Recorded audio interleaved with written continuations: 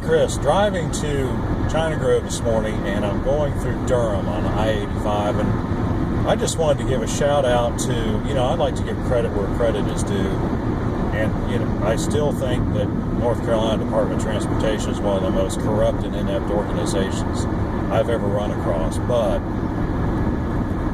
I will give kudos for this section of road. This section of road here, from the Club Boulevard exit out to where it turns back into asphalt near Hillsboro. Well, it's not near Hillsboro, but it's just on the other side of town. I think it's about a 10-mile long stretch of road. Most of it is 4 or 5 lanes each way. The first thing I like about it is the design. So whoever designed this road knew what they were doing, because when you're coming north or south through this section of road and you're coming, I-85 is 2 lanes each way for...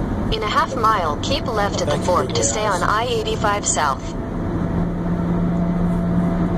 It's 2 lanes each way. Most of it's run through my section of North Carolina. If you are coming into Durham and you are in... Keep left at the fork to stay on I-85 south. Thank you again. If you are in the left-hand lane, if you stay in the same lane and don't... Continue on I-85 south for 42 miles. And don't turn and don't change lanes, then when you get to the other side of town, when it goes back down to 2 lanes, you're still in the left-hand lane. Likewise, if you're in the right-hand lane and you go straight through town and you don't change lanes and you get to the other side of town, you're still in the right-hand lane. In other words, there's no confusion at all about going through Durham. Every time a lane is created, it's created to the right-hand side of the original 2 lanes that went through. So it's like, unlike so many other places that you go through, and the left lane ends up here. You have to get over 3 lanes to stay on the interstate that you want to stay on, or something. I've been through a lot of stupid towns in that regard. Well, they might have been stupid towns too, I don't know. But anyway, I really appreciate that. If you know towns like that just drive you crazy, that you have to change lanes 5 times just to stay on an interstate that you want to stay on, comment in the section below.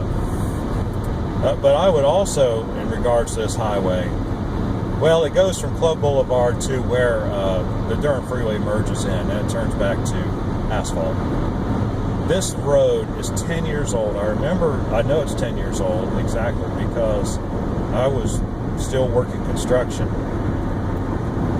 And, excuse me, my mouth is getting dry.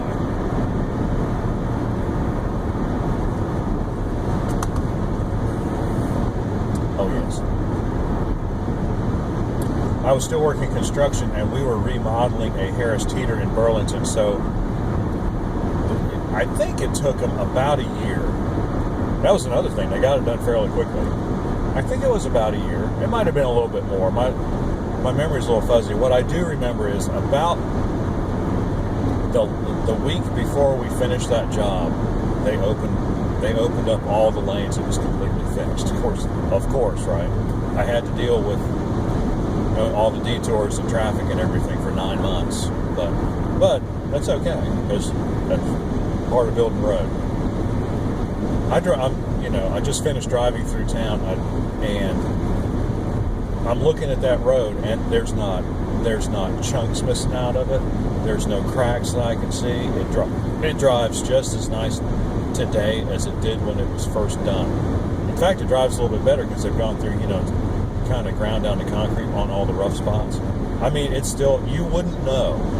You would never guess that it was built 10 years ago. 10 years ago, July, it was finished. And so kudos to whoever did that. It's all concrete, which, I think roads should be concrete. Asphalt's just kind of a lazy way out. Well, it's easy, but look at the maintenance. That road, I bet you that road's still going to be in good shape in 20 more years. I bet you it will be. It's just... Anyway, just wanted to say that because I don't often have anything good to say about DOT or the people who build roads for them, because most of them, quite frankly, are awful. But this company was good. I might look that up and post it as an addendum or put it in the comment section. So anyway, just I'd throw that shout out. Like and subscribe if you like our videos. We really appreciate what you do, and we'll see you on the next one.